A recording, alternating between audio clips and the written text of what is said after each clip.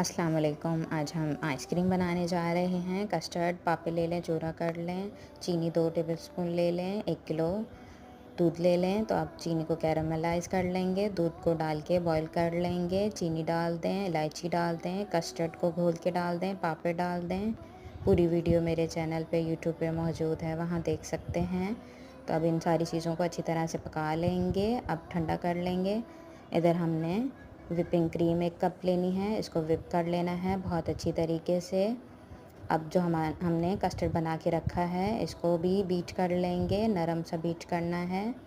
अब whipping cream डाल के कस्टर्ड में अच्छी तरह से मिक्स कर लेंगे। अब सजा लेंगे और इसको ओवरनाइट के लिए फ्रीज़र में रख देंगे, ऊपर से कुछ भी ढक के, जिससे क्रिस्टल ना बने। तो देखें माशाल्लाह बहुत ही आसानी से परफ़ेक्ट सी हमारी आइसक्रीम बनके तैयार है।